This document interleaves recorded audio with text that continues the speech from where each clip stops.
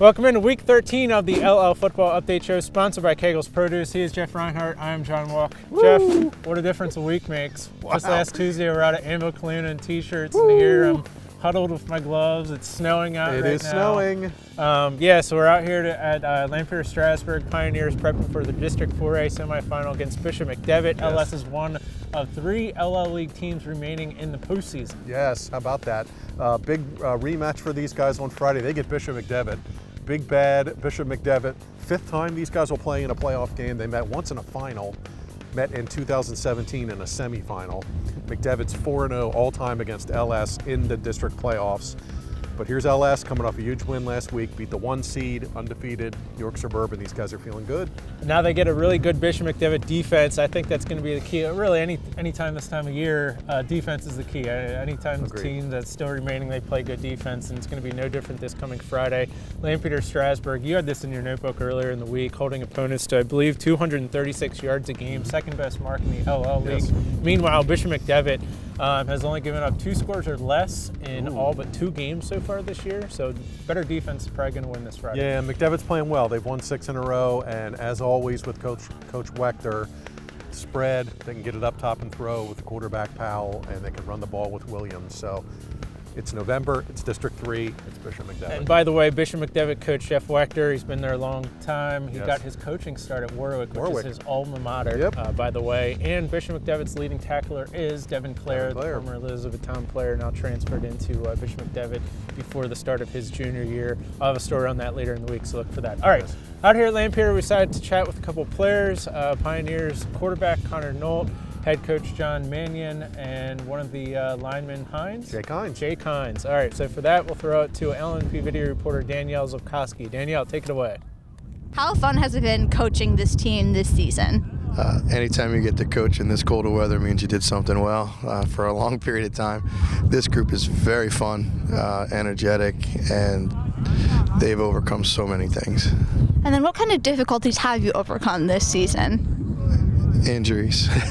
From the first game through last game, just coming out here today, we had getting a medical report on 3 or 4 guys, who's back, who's not, and mainly that, just overcoming that and it's hit a lot at one position. We were down to the 3rd quarterback at one game, and last week we finally get the quarterback back and the fullback's out of lineup, so it's been challenging.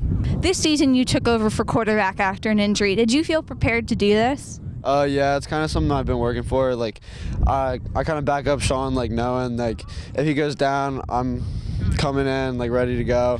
I mean, obviously, it's tough getting a team to trust you like they did that quarterback before, getting a team and just putting it on your back. But I feel like this team's really done really well for me, kind of getting my back, I'm getting theirs, and I'm just really glad they're trusting me now. How have you guys improved this past season? This season, definitely defensively. Last year we had a good defensive season. This year we've really stepped up our game, I'd say. Everyone's not selfish.